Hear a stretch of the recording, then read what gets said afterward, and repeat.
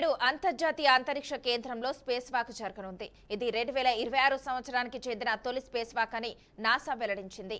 ఈ space walk లో NASA వ్యోమగాములు mic ఫిన్కే, Jena కార్టమన్ పాల్గొనున్నారు. Mic ఫిన్కేకు ఇది 10వ స్పేస్ వాక్ కాగా జైనా కార్టమన్ కు ఇది తొలి స్పేస్ వాక్ కావడం విశేషం.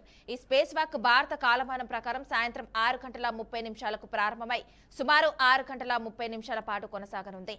ఇందులో భాగంగా అంతర్జాతీయ అంతరిక్ష కేంద్రం పవర్ సిస్టమ్ అప్గ్రేడ్ కు సంబంధించిన పనులు, కొత్త సోలార్ ప్లేట్లకు కేబుల్స్ అమరిక, jumper cables installation, station hardware photograph తో పాటు అంతరిక్ష కేంద్రం బయటి భాగంలో ఉన్న సూక్ష్మజీవుల నమూనాల సేకరణ వంటి కీలక పనులు నిర్వహించనున్నట్లు నాసా స్పష్టం చేసింది. నేడు అంతర్జాతీయ అంతరిక్ష కేంద్రంలో స్పేస్ వాక్ జరగనుంది. ఇది 2026 సంవత్సరానికి చెందిన తొలి స్పేస్ వాక్ అని నాసా వెల్లడించింది. ఈ స్పేస్ వాక్ లో నాసా వ్యోమగాములు మైక్ ఫిన్కే, జెనా కార్టమన్ పాల్గొనున్నారు. మైక్ ఫిన్కేకు ఇది 10వ స్పేస్ వాక్ కాగా జైనా కార్టమన్ కు ఇది తొలి స్పేస్ వాక్ కావడం విశేషం. ఈ స్పేస్ వాక్ భారత కాలమానం ప్రకారం సాయంత్రం 6:30 ప్రారంభమై సుమారు 6:30 పాటు కొనసాగనుంది.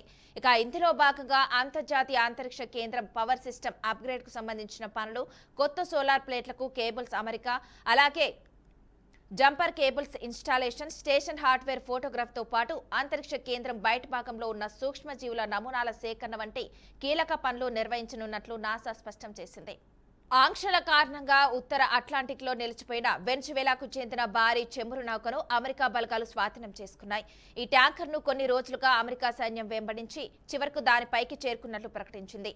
లెబనాన్లోని హెజ్బొల్లా సంస్థకు చెందిన ఓ కంపెనీ కోసం స్మగ్లింగ్ జరుగుతుందన్న ఆరోపణలపై ఈ నౌకను 2024లో అమెరికా నిషేధించింది. గత నెలలో వెనిజువేలా వైపు వెళ్తున్న ఈ నౌకను స్వాధీనం చేసుకోవడానికి అమెరికా కోస్ట్ గార్డ్ ప్రయత్నించింది.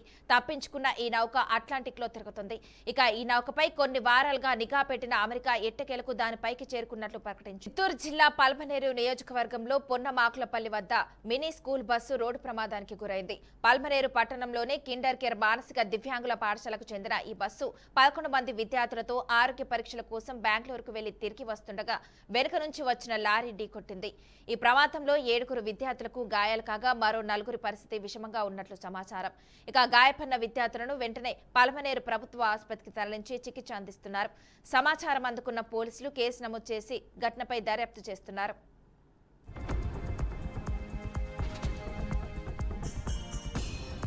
యాక్చువల్గా 11:45, 11:50 అరౌండ్లో మాకు కాల్ వచ్చింది.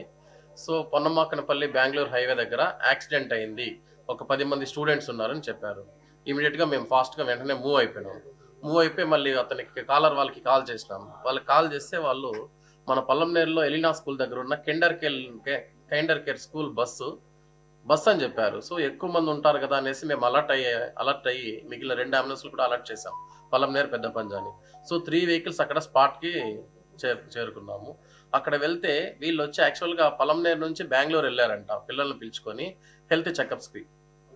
మంత్లీ అలా వెళ్తారంట. హెల్త్ చెకప్స్ చేసుకొని వస్తూ ఉండగా పొన్నమాకనపల్లి అక్కడ జంక్షన్స్ దగ్గర నేషనల్ హైవేలో వెనక నుంచి లారీ వచ్చి ఆ వెహికల్ని హిట్ చేసింది. ఇది తుఫాన్ వెహికల్ లాగా ఉంటుంది, 10+2 12 మెంబర్స్ కూర్చోవచ్చు. దానిలో వెనక నుంచి వచ్చి దీన్ని హిట్ చేయడం వల్ల అందులో ఉన్న టోటల్ 11 మెంబర్స్ మేము ట్రాన్స్పోర్ట్ చేసింది.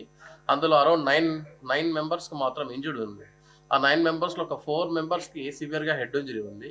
మిగిలినందరికీ చిన్న గాయాలతో ఉన్నారు. సో అందరూ కొంచెము వికలాంగులు పిల్లలు మొత్తము. అది కైండర్ కేర్ స్కూలు, చిన్న ఇంజరీస్తో ఉన్నారు. వాళ్ళు తీసుకొచ్చి యాజ్ ఎర్లీ యాజ్ పాసిబుల్గా మేము గవర్నమెంట్ హాస్పిటల్లో తీసుకొచ్చి అడ్మిషన్ చేశాము. వెంటనే డాక్టర్లు అందరూ ఫాస్ట్గా వాళ్ళకి కేర్ అనేది తీసుకున్నారు.